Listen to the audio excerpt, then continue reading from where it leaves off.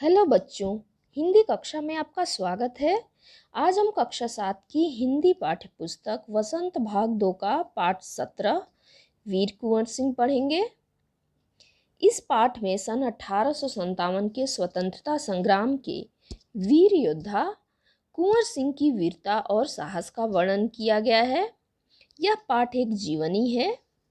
सन 1857 के स्वतंत्रता संग्राम में बहुत से स्वतंत्रता सेनानियों ने हिस्सा लिया था, जिसमें मंगल पांडे, नाना साहेब, तात्या टोपे इत्यादि नाम हैं। पाठ को शुरू करते हैं। आपने सुभद्रा कुमारी चौहान की कविता झांसी की रानी छठी कक्षा में पढ़ी होगी। इस कविता में ठाकुर कुंवर सिंह का नाम भी आया है। आपको कविता की पंक्तियां याद आ रही होंगी। एक बार फिर से इन पंक्तियों को पढ़िए। इस स्वतंत्रता महायज्ञ में कई वीरवर आए काम, नाना धुंधुपन तांतिया चतुर, अजीमुल्ला सरनाम, अहमद शाह मौलवी ठाकुर कुंवर सिंह सैनिक अभिराम, भारत के इतिहास गगन में अमर रहेंगे जिनके नाम। तो कविता की इन पंक्तियों में ठाकुर कुंवर सिंह के अलावा अन्य स्वतंत्रता सेनानियों के भी नाम आए हैं। यह कविता सुभद्रा कुमारी चौहान द्वारा लिखित है और कविता का नाम है झांसी की रानी, जो कि 6वीं कक्षा में है। यहाँ स्वतंत्रता संग्राम के उसी वीर कुंवर सिंह के बारे में जानकारी दी जा रही है। सन 1857 की व्यापक सशस्त्र विद्रोह ने भारत में ब्रिटिश शासन की जड़ों को हिला दिया। तो आपने 1857 के विद्रोह के बारे में सुना होगा। यह हमारा पहला स्वतंत्रता संग्राम माना जाता है। इस विद्रोह के बाद जो ब्रिटिश शासन था वह बिल्कुल हिल गया था। इसके बाद भारत में ब्रिटिश शासन ने जिस दमन नीति को आरंभ किया उसके विरुद्ध विद्रोह शुरू हो गया था। मार्च 1857 में बैरकपुर में अंग्रेजों के विरुद्ध बगावत करने पर मंगल पांडे को 8 अप्रैल 1857 को फांसी दे दी गई थी। तो 8 अप्रैल 1857 को मंगल पांडे को फांसी दे दी गई थी। किस लिए फांसी दी गई थी? क्योंकि उन्होंने अंग्रेजों के विरुद्ध बगावत शुरू कर दिया था। 10 मई 1857 को मेरठ में भारतीय सैनिकों ने ब्रिटिश अधिकारियों के विरुद्ध आंदोलन किया और सीधे दिल्ली की ओर कूच कर गए, यानी दिल्ली की ओर आगे बढ़ गए। दिल्ली में तैनात सैनिकों के साथ मिलकर 11 मई को उन्होंने दिल्ली पर कब्जा कर लिया और अंतिम मुगल शासक बहादुर शाह जफर को भारत का शासक घोषित कर दिया। तो 11 मई को सैनिकों ने क्या किया? वो दिल्ली पर कब्जा कर लिए और जो अंतिम मुगल शासक थे बहादुर शाह जफर, उनको भारत का शासक घोषित कर दिया। यह विद्रोह जंगल की आग की भांति दूर दूर तक फैल गया। कई महीनों तक उत्तरी और मध्य भारत के विस्तृत भूभाग पर विद्रोहियों का कब्जा रहा। यानी जिन लोगों ने विद्रोह किया था, कई महीनों तक उत्तरी और मध्य भारत के विस्तृत भूभाग पर, यानी बहुत सारी जगहों पर इनका कब्जा रहा।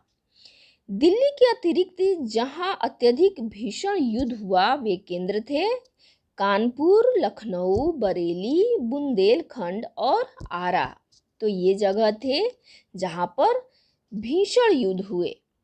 इसके साथ ही देश के अन्य कई भागों में भी स्थानीय विद्रोह हुए।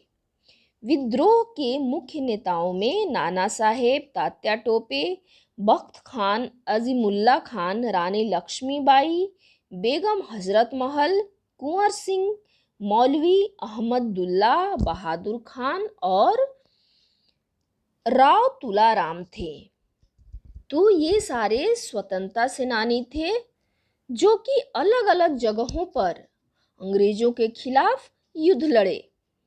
1857 का आंदोलन स्वतंत्रता प्राप्ति की दिशा में एक दृढ़ कदम था। आगे चलकर जिस राष्ट्रीय एकता और आंदोलन की नींव पड़ी, उसकी आधार भूमि को निर्मित करने का काम 1857 के आंदोलन ने किया। भारत में सांप्रदायिक सद्भाव को बढ़ाने की दिशा में भी इस आंदोलन का विशेष महत्व है। 1857 के आंदोलन में वीर कुंवर सिंह का नाम कई दृष्टियों से उल्लेखनीय है। कुंवर सिंह जैसे वयोवृद्ध व्यक्ति, यानी बहुत ही वृद्ध व्यक्ति, ने ब्रिटिश शासन के खिलाफ बहादुरी के साथ युद्ध किया। कुंवर सिंह एक वृद्ध व्यक्ति थे, इसके बावजूद उन्होंने अंग्रेजों के विरुद्ध बहुत ही बहादुरी के साथ लड़ा। वीर कुंवर सिंह के बचपन के बारे में बहुत अधिक जानकारी नहीं मिलती। कहा जाता है कि कुंवर सिंह का जन्म बिहार में शाहाबाद जिले के जगदीशपुर में सन 1782 ईस्वी में हुआ था। उनके पिता का नाम साहबजादा सिंह और माता का नाम पंचरतन कुंवर था। उनके पिता साहबजादा सिंह जगदीशपुर रियासत के जमींदार थे, परंतु उनको अपनी जमींदारी हासिल करने में बहुत संघर्ष करना पड़ा। पारिवारिक उलझनों के कारण कुंवर सिंह के पिता बचपन में उनकी ठीक से देखभाल नहीं कर सके। जगदीशपुर लौटने के बाद ही वे कुंवर सिंह की पढ़ाई लिखाई की ठीक से व्यवस्था कर पाए। कुंवर सिंह के पिता वीर होने के साथ साथ स्वाभिमानी एवं उदार स्वभाव के व्यक्ति थे। उनके व्यक्तित्व का प्रभाव कुंवर सिंह पर भी पड़ा। कुंवर सिंह की शिक्षा दीक्षा की व्यवस्था उनके पिता ने घर पर ही की। वहीं उन्होंने हिंदी, संस्कृत और फारसी सीखी, परंतु पढ़ने लिखने से अधिक उनका मन घुड़सवारी, तलवारबाजी और कुश्ती लड़ने में लगता था। बाबू कुंवर सिंह ने अपने पिता की मृत्यु के बाद सन 1827 में अपनी रियासत की जिम्मेदारी संभाली। उन दिनों ब्रिटिश हुकूमत का अत्याचार चरम सीमा पर था। इससे लोगों में ब्रिटिश हुकूमत के खिलाफ भयंकर असंतोष उत्पन्न हो रहा था। कृषि, उद्योग और व्यापार का तो बहुत ही बुरा हाल था। रजवाड़ों के राज दरबार भी समाप्त हो गए थे। भारतीयों को अपने ही देश में महत्वपूर्ण और ऊंची नौकरियों से वंचित कर दिया गया था। तो उस समय के हालत कैसे थे? उस समय कृषि, उद्योग और व्यापार का बहुत ही बुरा हाल था। सारे राजवाड़े और राजदरबार समाप्त कर दिए गए थे और जो भारतीय थे उनको नौकरियों में ऊंचे पदों पर नौकरी नहीं मिलती थी। इससे ब्रिटिश सत्ता के विरुद्ध देशव्यापी संघर्ष की स्थिति बन गई थी। ऐसी स्थिति में कुंवर सिंह ने ब्रिटिश हुकूमत से लोहा लेने का संकल्प लिया। लोहा लेना एक मुहावरा है। तो उस समय कुंवर सिंह ने जो ब्रिटिश हुकूमत थी उनसे लड़ाई करने का, उनके विरुद्ध जाने का संकल्प ले लिया। जगदीशपुर के जंगलों में बसुरिया बाबा नाम के एक सिद्ध संत रहते थे। उन्होंने ही कुंवर सिंह में देशभक्ति एवं स्वाधीनता की भावना उत्पन्न की थी। उन्होंने बनारस, मथुरा, कानपुर, लखनऊ आदि स्थानों पर जाकर विद्रोह की सक्रिय योजनाएं बनाई। वे 1845 से 1846 तक काफ़ी सक्रिय रहे और गुप्त ढंग से ब्रिटिश हुकूमत के खिलाफ विद्रोह की योजना बनाते रहे। उन्होंने बिहार के प्रसिद्ध सोनपुर मेले को अपनी गुप्त बैठकों की योजना के लिए चुना। तो कुंवर सिंह में देशभक्ति की भावना किसने उत्पन्न की थी? एक बाबा थे जिनका नाम था बसुरिया बाबा। उन्होंने कुंवर सिंह में देशभक्ति और स्वाधीनता की भावना उत्पन्न की थी। इसके बाद कुंवर सिंह ने बनारस, मथुरा और कानपुर, लखनऊ इत्यादि स्थानों पर बहुत सी योजनाएं बनाई। किसके खिलाफ योजनाएं बनाई? अंग्रेज़ों के खिलाफ। और वे सोनपुर का मेला, जो कि बिहार का एक प्रसिद्ध मेला है, उस मेले को अपनी गुप्त बैठकों और योजनाएं बनाने के लिए चुना। सोनपुर के मेले को एशिया का सबसे बड़ा पशु मेला माना जाता है। यह मेला कार्तिक पूर्णिमा के अवसर पर लगता है। यह हाथियों के क्रय विक्रय के लिए भी विख्यात है। इसी ऐतिहासिक मेले में उन दिनों स्वाधीनता के लिए लोग एकत्र होकर क्रांति के बारे में योजना बनाते थे। 25 जुलाई 1857 को दानापुर की सैनिक टुकड़ी ने विद्रोह कर दिया और सैनिक सोन नदी पार कर आरा की ओर चल पड़े। कुंवर सिंह से उनका संपर्क पहले से ही था। इस मुक्त वाहिनी के सभी बागी सैनिकों ने कुंवर सिंह का जय घोष करते हुए आरा पहुंचकर जेल की सलाखें तोड़ दी और कैदियों को आज़ाद कर दिया। 27 जुलाई 1857 को कुंवर सिंह ने आरा पर विजय प्राप्त की। सिपाहियों ने उन्हें फौजी सलामी दी। यद्यपि कुंवर सिंह बूढ़े हो चले थे, परंतु वह बूढ़ा शूरवीर इस अवस्था में भी युद्ध के लिए तत्पर हो गया और आरा क्रांति का महत्वपूर्ण केंद्र बन गया। दानापुर और आरा की इस लड़ाई की ज्वाला बिहार में सर्वत्र व्याप्त हो गई थी, लेकिन देशी सैनिकों में अनुशासन की कमी, स्थानीय जमींदारों का अंग्रेजों के साथ सहयोग करना एवं आधुनिकतम शस्त्रों की कमी के कारण जगदीशपुर का पतन रोका न जा सका।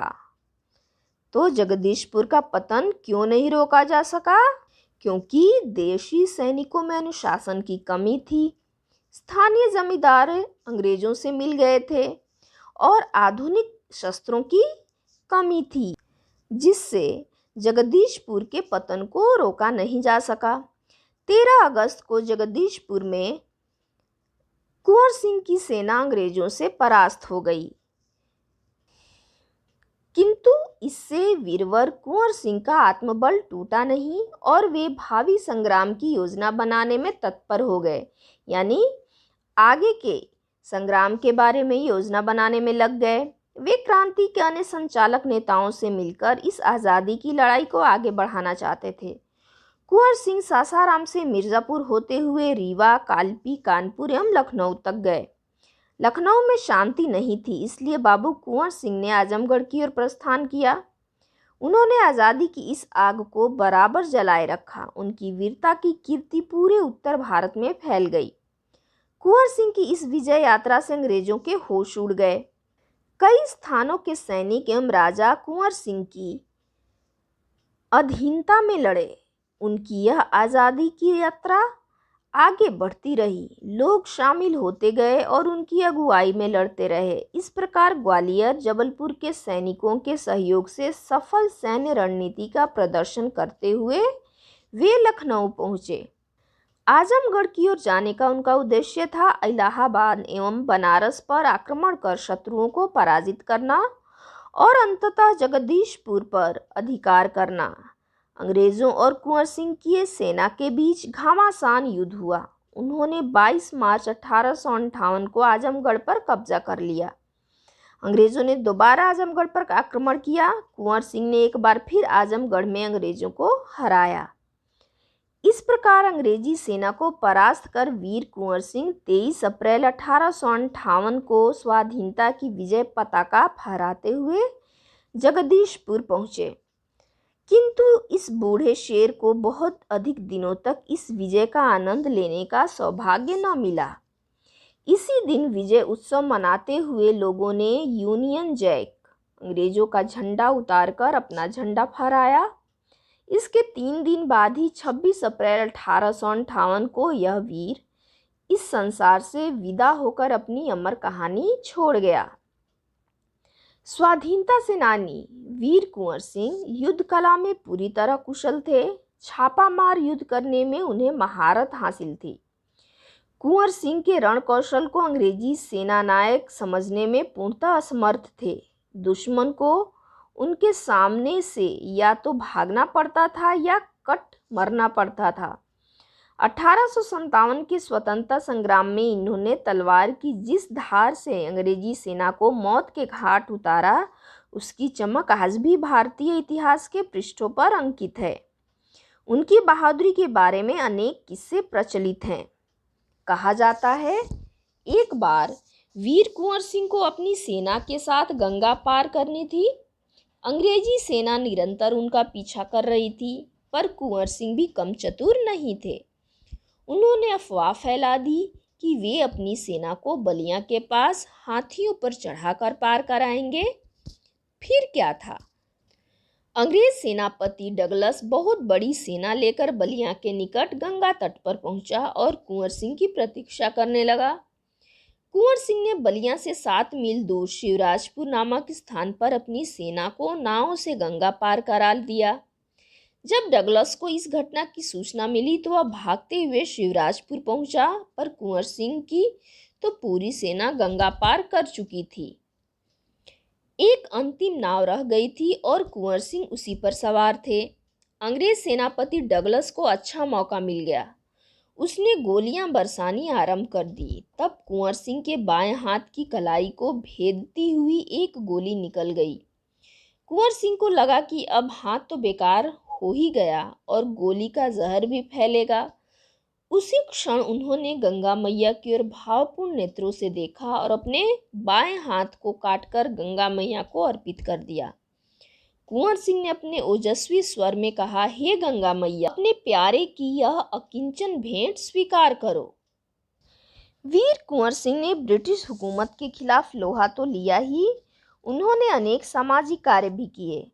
आरा जिला स्कूल के लिए जमीन दान में दी, जिस पर स्कूल के भवन का निर्माण किया गया।